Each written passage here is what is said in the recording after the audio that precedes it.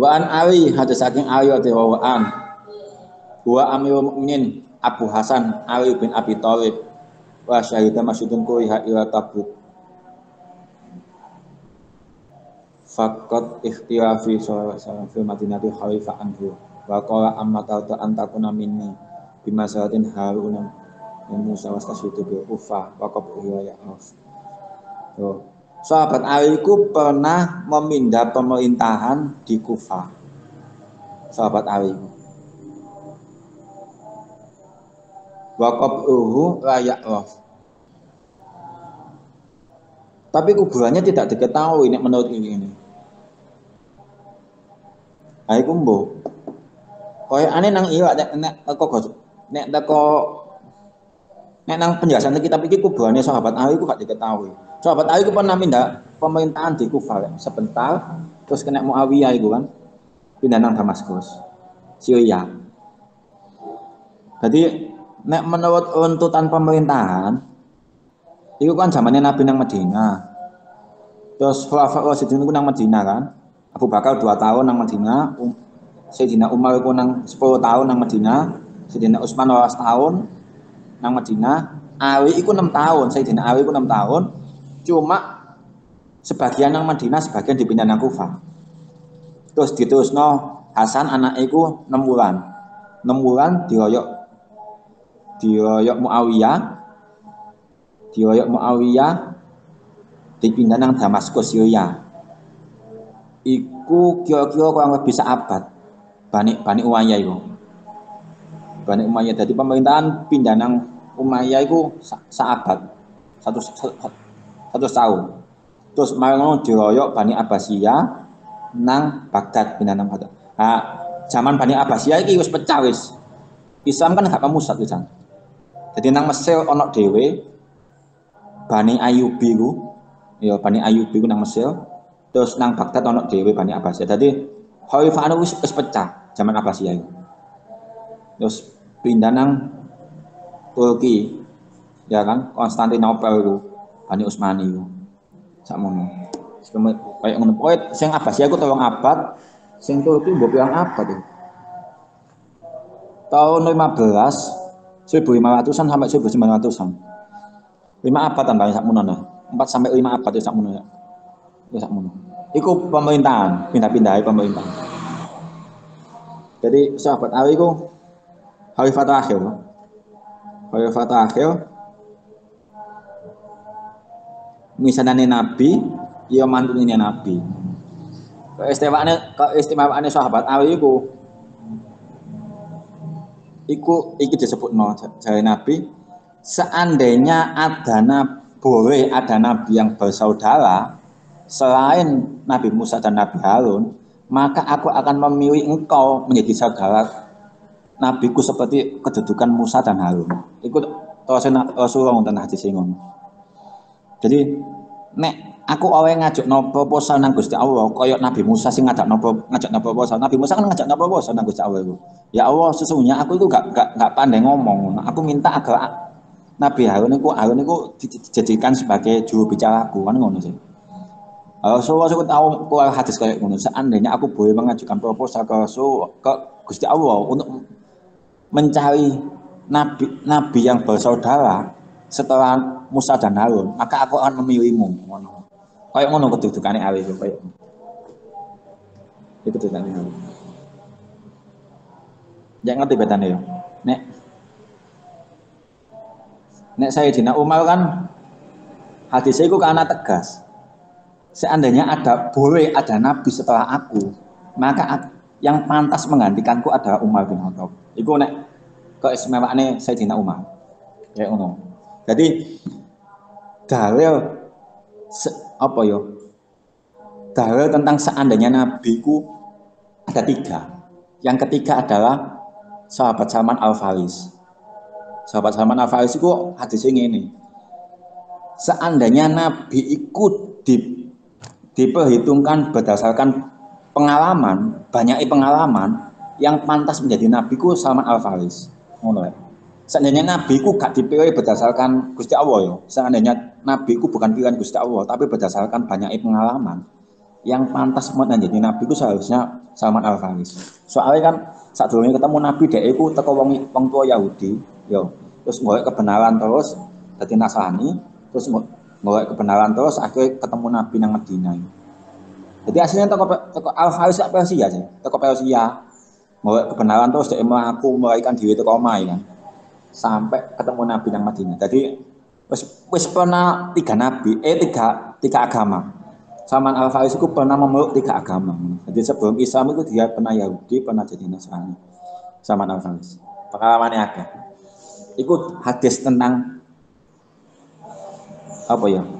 Seandainya ada Nabi ku kayak ngono. Oh tahu. Itu keutamaannya sahabat ini. Tentunya setiap sahabat itu memiliki keutamaan dewe-dewe, memiliki kelebihan dewe-dewe ngono. Kalau Sayyidina Abu Bakar ngono kan ya. Seandainya semua kebaikan umatku ditimbang dengan kebaikan satu Abu Bakar saja, niscaya semua umatku tidak akan bisa menandingi kebaikannya Abu Bakar. Ngono. Ya. Iku istimewa Abu Bakar, sahabat Abu Bakar. Ngono. Jadi setiap sahabat itu duwe keistimewaan dewe-dewe. Ngono. Ngono ya. Wes. Lanjut aja. Fi sifati wudhu Nabi ing dalam sifati wudhu kanjeng Nabi sallallahu alaihi wasallam. Kala dawa sapa kanjeng Nabi, sapa Ali. Masaha ngusap sapa kanjeng Nabi biwak suhi kawan rambut sirah Nabi wahidatan hari sepisan. Lho iki ya.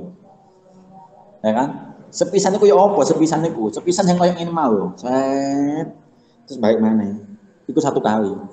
Iku nek awakmu mewak mazhab Imam Ahmad bin Hambal. Nek Imam Syafi'i tetep ping telu wong sebagian mek saubit ngetok. Gitu. Ya, ping telu, tetep ping telu. Ya. Makanya kita tuh memahami hadis, kalau nggak paham itu bisa jadi fatal. Akhirnya mau maca hadis iki terus ketok ana wong ngusap rambut mek iki. Ping telu tambah diwokno lho, Nabi hadisnya ping pisan kok ping telu. Wah, ini repot nah. Ya. Kalau kita nggak bisa memahami hadis dari mana asal usulnya hadis ini dan untuk siapa hadis ini, itu akhirnya nyala wong, ngono ya. Ya, makanya ini digunakan di mazhabnya Imam Ahmad bin Hambal di negara Teluk, negara yang kering, ya yang biyen saiki harus saiki sakit banyak negara yang kering, airnya sedikit, jadi wudhunya cukup satu kali tok bisa, ngono, ya. Tapi ketika di negara subur seperti Indonesia yang menggunakan mazhab Imam Syafi'i itu sunnahnya tetap 3 kali, menurut. Tapi seandainya 1 kali nggak apa-apa. Tapi kita nggak boleh menyalahkan orang sing 1 kali terus dianggap loh kok pintar menyalahkan orang yang 3 kali loh. Kok pintar wong hadis Nabi pembisan. Nah itu kan. Ya. Makanya kita harus tahu kan. Hadis itu untuk siapa? Kenapa kok bisa terjadi perbedaan mazhab? Karena Nabi itu melihat kondisi umatnya nggak sama, menurut. Yo, melihat kondisi umatnya nggak sama, menurut. Karena Nabi itu melihat uang, yo, dari musafir, tapi kelihatan dari teko pakaiannya, teko bekal itu ketokane dia berasal dari negara yang subur. Terus dia tanya kepada Rasul, ya Rasul setelah wudhu saya memegang kemaluan gimana? Batal, wudhu lagi. Suatu ketika Rasulullah pernah melihat umatnya kayak orang Badui, orang Arab alasan menurut, ya negara yang tandus, berasal dari negara yang tandus. Ya Rasul setelah wudhu saya memegang kemaluan gimana? Oh nggak batal. Jadi hukum itu bisa berbeda karena Nabi melihat kondisi umatnya itu nggak sama. Jadi kenapa kok ada perbedaan mazhab? Ya karena itu kondisi kita tuh nggak sama, kondisi kita nggak sama, makanya satu masalah itu bisa banyak hadis. Makanya jangan kita tuh gak sok pintar, gak sok suci kemau, hanya belajar beberapa hadis tok langsung dari wong salah. Kita harus tahu hadis ini apa sinonimnya di mana, persamaannya hadis ini endi, yang lainnya itu mana, harus tahu. Nek gak ngono bahaya iso nyalahno wong akhirnya. Kan ngono sih. Ngono ya. Contohnya ya. Kenapa kok terjadi perbedaan mazhab? Dari perbedaan mazhab itu terjadi karena adanya kondisi umat Nabi yang hidup di lingkungan yang berbeda. Itu tadi ana perbedaan mazhab. Jadi hadisnya banyak, ngono, hadisnya banyak. Ngono ya. Nanti ya. Jadi kok awakmu pernah membaca satu hadis, dua hadis, terus melihat orang lain kok beda, jangan langsung menyalahkan. Gak oleh menyalahkan itu yo. Jadi kamu harus tahu benar bahwa hadis ini itu sinonim hadis ini itu di mana saja, ngono. Ada enggak sinonim hadis ini? Nek mutlak semua riwayat misalnya Imam Bukhari, Imam Muslim, Imam Ahmad semua mengatakan hadis ini sama semua. Ya wis iku mek ikut berarti. Mutawatir berarti kan. Dasar yakin. Tapi anak perbedaan menurut Imam Bukhari kayak gini. Menurut Imam Syafi'i, Imam Muslim kayak gini hadisnya. Kayak ini. Nah, itu berarti kan masih banyak celah. Masih banyak celah bagi seseorang itu untuk menjadi benar, ngono. Jadi kita nggak bisa langsung menyalahkan, ngono hukumnya, ngono ya, ngerti ya? Ya. Jadi nggak boleh kita langsung menyalahkan, nggak boleh, ngono ya. Ngono. Kayak kemau, contohnya ya. Jadi dua kondisi yang berbeda, akhirnya Nabi mengeluarkan hadis yang berbeda. Padahal foto-foto memegang kemaluan ini. Sing sitok karena berasal dari negara yang subur, Nabi mengatakan batal. Sing sitok berasal dari negara yang tandus, Nabi mengatakan enggak batal. Nah itu akhirnya jadi perbedaan mazhab kan. Jadi perbedaan mazhab itu mau. Ngono ya. Wis ah, wis takokno. Sing kena takokno wis. Mau sampeyan ya wis akeh malah. Oke.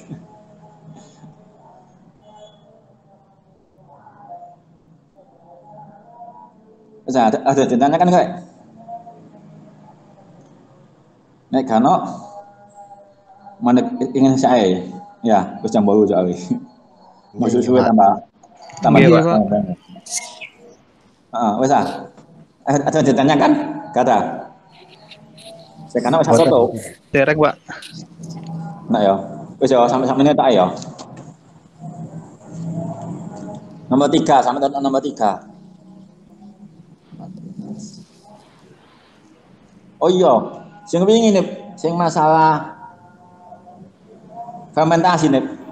Aku maca penjelasannya hadis iki. Iku do jelas punya penjelasan masalah fermentasi ini. Ya, aku ini maca keterangan iki. Ternyata sih ono keterangane maneh. Nek masalah fermentasi iku, ya, nek teko barang sing halal difermentasi, iku semua mazhab mengatakan boleh. Suci, ngono ya. Tapi nek teko barang sing haram iki ya sing teko khamr iki.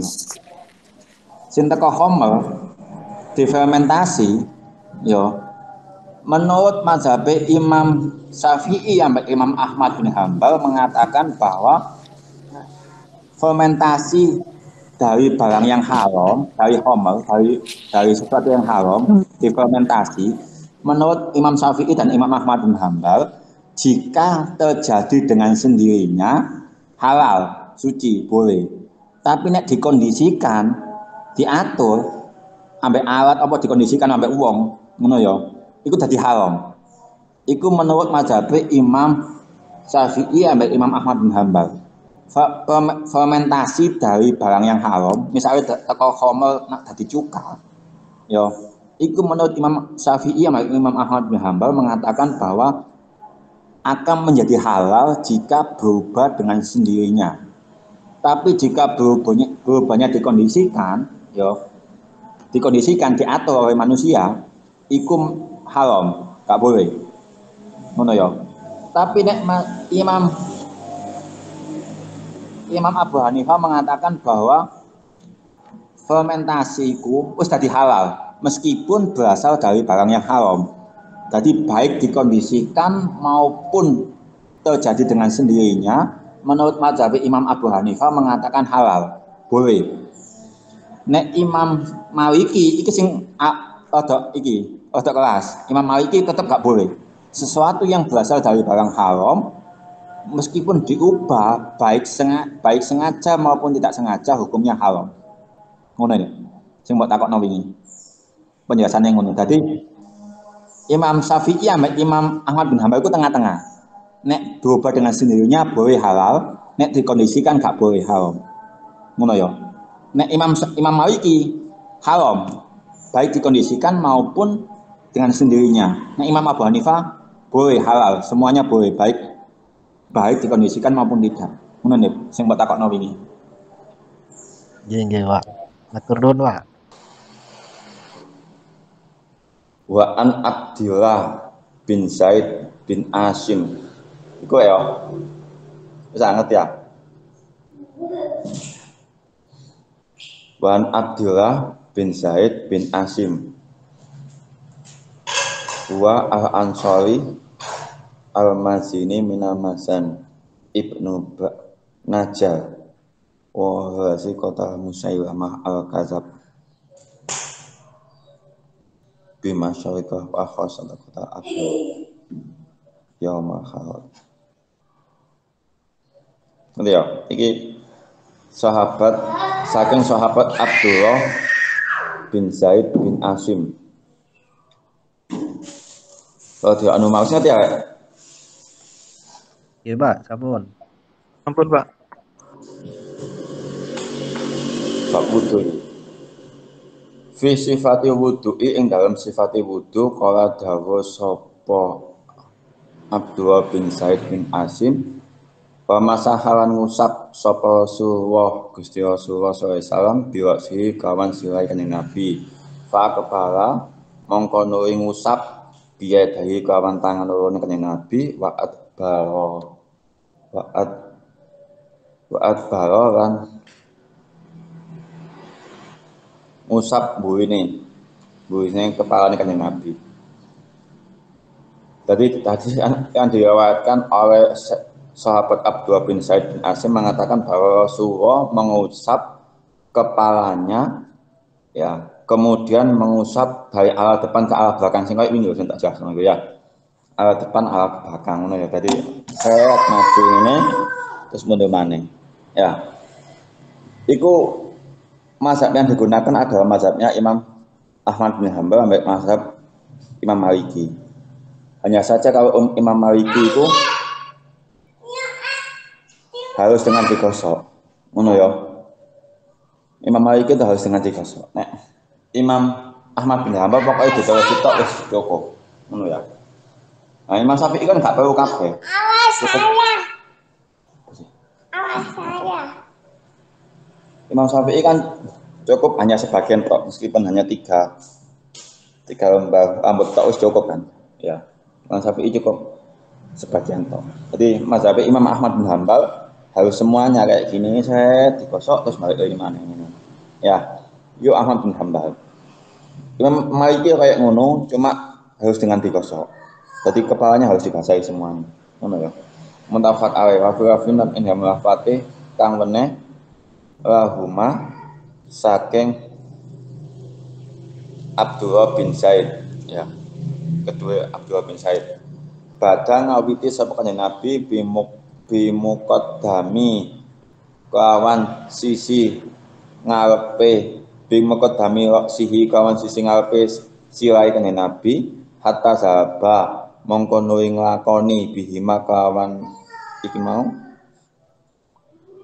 sisi ngarepe mau ila fahu maring citoke kanjeng Nabi sumaut radahuma nuli mbalekaken kanjeng Nabi ila makani maring panggonane allazi yada kang ngawiti kanjeng Nabi minhu saking allazi. Jadi dalam lafaz yang lain di riwayat yang sama ya mengatakan bahwa Rasulullah memulainya dari sisi depan kepala ya, kemudian melakukannya terus sampai ini pucuk rambut citok itu ya. Citok itu apa bahasanya saya? Supaya citok kan ya. Apa bahasanya saya citok? Tengkuk. Ah? Tengkuk. Oh, tengkuk. Iya, tengkuk. Iya, tengkuk. Sampai tengkuk gini loh ya. Terus mau dipakai namanya. Ya. Nah, ini nek kalau mazhab mana yang digunakan, akhirnya kan kabeh wong dikon koyo ngene. Nek gak ngene dianggap salah kan. Iki hadisnya sahih muttafaq alaih. Ya, muttafaq alaih. Tapi digunakan di kalangan mazhabnya Imam Ahmad bin Hambal sama Imam Maliki, ngono ya semuanya. Imam Syafi'i yang sering kita gunakan kan gak ngene kan ya. Pokoknya rambut kena titik meskipun mek telu wis gak apa-apa ya. Yang penting bahasa sedikit kan gak apa-apa sebagian. Itu mazhabnya Imam Syafi'i. Ngono ya. Ngono ya, cek ngerti bedanya ya. Jadi ngusap semuanya itu diwajibkan bagi mazhabnya Imam Hambali sama Imam Maliki. Ya. Ini nggak wis maya parai bahwa berdasarkan surat Al-Maidah ayat 6 itu bahwa hal pokok yang harus dibasuh ketika wudhu itu ada 4 kan manusia, membasuh muka, membasuh tangan sampai siku, terus membasuh kepala ya rambut itu, mengusap kepala ya, terus membasuh kaki sampai mata kaki, ngono ya. Nah, dari ayat surat Al-Maidah ayat 6 iki terjadi perbedaan pendapat di kalangan ulama mazhab, ngono ya. Nek menurut Imam Abu Hanifah mengatakan bahwa ya itu toh fardu yang wudhu yang menyebabkan wudhu sah itu ya 4 itu toh, membasuh muka ya, tangan sampai siku, terus mengusap kepala ya. Menurut Imam Abu Hanifah sepertiga kepala ya yang harus diusap itu, terus habis itu membasuh kaki sampai mata kaki. Itu menurut Imam Abu Hanifah bahwa yang fardunya wudhu yang menyebabkan wudhu sah itu ya hanya 4 itu saja gitu ya. Tapi kalau kalangan ulama Maliki, Imam Maliki mengatakan bahwa ditambahi 3 ya, dari 4 itu ya supaya taat dan supaya sah harus ditambahi 3, yaitu ya niat itu. Imam Abu Hanifah kan gak percaya niat, pokok ini ada keinginan untuk wudhu ya wes sah, tapi harus ada niat yang disengaja. Kalau menurut 3 mazhab selain Imam Abu Hanifah itu, Imam Syafi'i, Imam Maliki, Imam Hambali itu mengatakan bahwa harus ada ucapan yang di hati itu yang disengaja, niat itu, ngono ya. Jadi menurut Imam Maliki wudhu itu ditambahi, selain 4 itu ditambahi 3 ya. Yang kemarin itu apa? Niat ya, terus menggosok anggota yang dibasuh itu, terus yang ketiga adalah mu'awwalah ya, ta'awul atau mu'awwalah itu betul-betul ngono ya. Jadi menurut Imam Maliki fardunya wudhu itu ada 7 ya, kono niat ya. Niatnya sama ketika membasuh muka itu niat ya. Terus ono apa? Menggosok anggota badan ya, ketika menggosok anggota badan. Terus habis itu harus betul-betul. Jadi gak boleh berhenti. Nek menurut Imam Maliki, jadi mari basuh muka harus basuh tangan. Jadi gak boleh mandek. Misalnya mandek sik ngombe sik ngono gak oleh. Ya, ikut menurut Imam Maliki. Ya, jadi langsung jadi mari basuh muka langsung basuh tangan, pokoknya langsung gak oleh mandek. Ya, tapi Imam Maliki tidak mensyaratkan tertib. Ya, tertib itu berurutan. Beda dengan mu'awalah tadi kan. Mu'awalah itu harus berturut-turut kan ya. Kalau tertib itu harus berurutan. Jadi meskipun gak berurutan, kalau wudhu di laut gitu ya. Misalkan jegol sampai niat wudhu ngono wis ngono ya. Ngerti ya? Imam Abu Hanifah, Imam Maliki tidak mensyaratkan untuk tertib. Tertib itu artinya berurutan. Ngono ya. Jadi misalnya mau kate wudhu nyegol laut ya langsung menjero, langsung niat wudhu itu wis sah. Nek menurut Imam Abu Hanifah sampai Imam Maliki. Ngono ya. Tapi nek Imam Syafi'i gak bisa. Ya, dari 4 tadi yang diwajibkan tadi ketambahan 2 yaitu niat dan tertib. Jadi meskipun nggak berturut-turut nggak apa-apa menurut Imam Syafi'i bahwa rukunnya wudhu itu ada 6 ya, selain 4 tadi ketambahan niat dan tertib, ngono ya. Ya, jadi harus berurutan meskipun tidak berturut-turut. Beda loh ya. Ya, tertib itu berurutan, ngerti ya. Nek awalnya itu berturut-turut, artinya berturut-turut itu gak mandek, ngono ya. Nek berurutan Artinya mari muka itu langsung tangan, tapi masih harus suwe, gak apa-apa nek menurut Imam Syafi'i. Jadi misalnya kamu basuh muka, ya, terus budal sik nang ndi ngono ya, misalnya toko sepanjang budal nang kriyan, ya, basuh tangannya nang kriyan. Nah, itu gak apa-apa. Ya, kan berarti tertib. Ya, tapi gak berurutan, ngono, gak langsung ngono ya. Gak langsung. Tapi ada yang mensyaratkan bahwa di kalangan Syafi'i itu mengatakan bahwa tidak boleh kering, ngono. Jadi ketika kamu basuh muka, terus mukamu gak sampai kering, ya, terus mangono pindah ke tempat lain untuk membasuh tangan, ngono ya. Terus membasuh tangan, gak sampai kering, ya, pindah ke tempat lain untuk membasuh sebagian kepala, ngono ya. Terus gak sampai kering, pindah lagi ke tempat lain, ya, untuk membasuh kaki. Iku menurut Imam Syafi'i gak masalah, ngono ya. Kecuali bagi orang yang daimul hadas. Ngerti daimul hadas? Daimul hadas itu wong sing beser, ngono lho. Kutawa sing apa nek nek pipis iku gak balik metu terus. Kutawa wong sing senengane ngentutan. Pokoke hadas iku metu terus, ya. Kutawa wong wedok sing men iku netes terus tapi duduk men apa iku? Istihadah ya, netes terus. Nah, iku baru kondisinya dalam iku harus berurut-urut dan masuk waktu. Menurut Imam Syafi'i ya, berturut-turut masuk waktu dan sekali wudhu digunakan untuk satu kali sholat. Itu kalau orangnya daimul hadas, penyakitnya netes terus, ngerti gak? Gak iso 100% ngono. Ya, netes terus.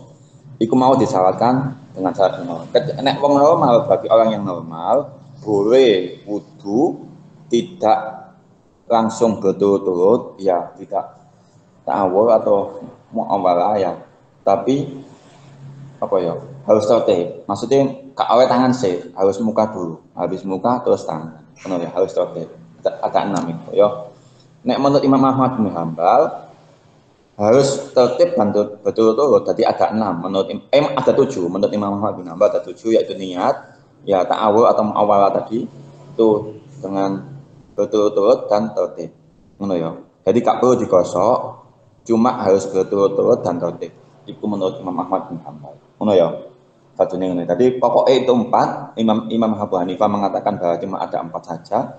Imam Maliki ada 7, ketambahan tertib, mu'awalah atau ta'awul dan menggosok anggota yang diwudu tadi. Terus yang ketika Imam Syafi'i mengatakan bahwa cuma 6, yaitu ketambahan tertib dan niat ya. Terus Imam Ahmad bin Hambal 7, ketambahan niat, ya, berturut-turut ta'awul atau mu'awalah tadi, terus tertib, ngono ya. Ngono ya. Nah, terus untuk masalah air ya. Masalah air ya. Ketika kalian menemukan air yang tidak cukup, ngono ya. Nek airmu gak cukup misalnya ya, kayak wudhu airmu gak cukup, berarti menurut Imam Abu Hanifah, Imam Maliki mengatakan bahwa langsung wudhu, langsung tayamum, ngono ya. Ketika air satu kali bilasan ya, yang 2 sama 3 itu kan sunnah, yang wajib ya. Misalkan kamu perkirakan bahwa untuk wudhu 1 kali bilasan itu nggak cukup, menurut Imam Abu Hanifah dan Imam Maliki harus langsung tayamum. Tapi kalau menurut Imam Syafi'i dan Imam Ahmad bin Hambal, meskipun nggak cukup selagi air itu suci, ya, dan bisa digunakan, ya harus digunakan seadanya. Nanti kalau misalkan nggak cukup, langsung ditambahi tayamum. Ngono bedanya ya. Ya. Jadi Imam Hanafi sampai Imam Maliki mengatakan bahwa ya, ketika kamu menemukan air dan air itu gak cukup, ngono ya, langsung tayamum, gak perlu dipakai air itu. Ngono ya. Tapi menurut Imam Syafi'i yang Imam Ahmad bin Hambal mengatakan ketika airmu itu nggak cukup, ya, itu ya kamu harus menggunakan itu, harus digunakan sebisanya. Misalnya gak cukup, misalnya sampai tangan tok entek, ya langsung ditambahi tayamum, ngono ya. Kecuali air itu najis dan gak bisa digunakan, gak iso. Ya, ini tak kasih tahu batasan air mustakmal ya. Air mustakmal menurut perbedaan mazhab. Ya, tak ingat air mana ya. Jadi nek menurut Imam Abu Hanifah mengatakan bahwa untuk wudhu wajib dan mandi wajib saja itu harus air mengalir. Nek air gak mengalir gak boleh. Ya air mengenang meskipun banyak. Soalnya ukuran banyak Imam Abu Hanifah itu berdasarkan tetesan banyu. Tadi ditetes banyunya gelombangnya nek gak sampai pojok berarti air itu masih dianggap banyak. Menurut Imam Abu Hanifah boleh digunakan untuk bersuci, tapi untuk mandi wajib dan wudhu wajib saja harus dengan air yang mengalir. Iku menurut Imam Abu Hanifah. Ngono ya. Jadi atau misalnya nek wadah gede ya, mbok goyangno pucuke, engko nek gelombangnya sampai tutup pucuk kono, ya. Nah, itu berarti sedikit air. Tapi nek mbok goyangno pucuke gelombangnya gak sampai pucuk, nah itu berarti air itu banyak. Ngono ya. Iku acuane Imam Abu Hanifah. Jadi berdasarkan gelombang air. Ngerti ya? Tahu nyoba ya kan? Nah, dari situ nyebal sak dari pojok sampai pojok kena berarti air itu sedikit, tapi nek gak sampai pojok gelombang air mau berarti dianggap banyak. Menurut Imam Abu Hanifah itu bisa digunakan untuk bersuci, ya wudhu sunnah, misalnya wudhu mau tidur atau pokoknya wudhu sunnah lah, ya bukan untuk sholat, bukan untuk membaca Quran, itu gak apa-apa digawe bersuci. Ya tapi untuk wudhu wajib dan mandi wajib harus pakai air yang mengalir. Menurut Imam Abu Hanifah ya. Tapi Imam Maliki enak wis, selama air itu gak berubah warna, bau dan rasa ya. Itu tetap suci meskipun air kecil, meskipun air sedikit, ngono ya. Meskipun saya gak ada ukuran sedikit banyak itu nggak ada. Imam Imam Maliki itu nggak ada ukuran air itu banyak dan sedikit itu nggak ada. Selama air itu tidak berubah warna, bau dan rasa, itu masih suci dan bisa digunakan untuk bersuci. Itu Imam Maliki. Ya, jadi nek Imam Abu Hanifah, yuk kabeh semua empat itu mengatakan bahwa kalau air itu berubah warna, bau dan rasa itu dianggap gak bisa digunakan untuk suci mensucikan, ngono. Cuma itu mau batasannya beda-beda, ngono ya. Nek Imam Syafi'i sama Imam Ahmad bin Hambal podo-podo menggunakan acuan dua pola, ya kan? Sama-sama menggunakan acuan dua pola. Imam Ahmad bin Hambal kan ada sedikit perbedaan, ya sedikit, tapi kebanyakan itu sama dengan Imam Syafi'i mengatakan bahwa acuannya dua pola, ya. Yang kemarin tak jelas, nah itu minimal sekitar 60 kali 60 60 kali 60 itu minimal ya. Ya, maksimalnya sekitar 75 kali 75 kali 75. Sakmono antara 60 sampai 75. 60 60 60 60 atau 75 75 75. Sakmonoan. Antara sakmono sampai sakmono itu acuane Imam Syafi'i. Ya. Jadi nek wudu lebih airnya lebih dari itu boleh di air mengenang itu boleh, tapi alangkah baiknya di air yang mengalir menurut Imam Syafi'i ya. Imam Ahmad bin Hambal sama dengan Imam Syafi'i itu ya. Nah, kalangan di Imam Ahmad bin Hambal ini ada perpecahan, cuma sedikit yang perpecahan yang seperti Imam Maliki, tapi kebanyakan sama dengan Imam Syafi'i. Ngono ya. Ini. Ini, tutup ini, tutup ini.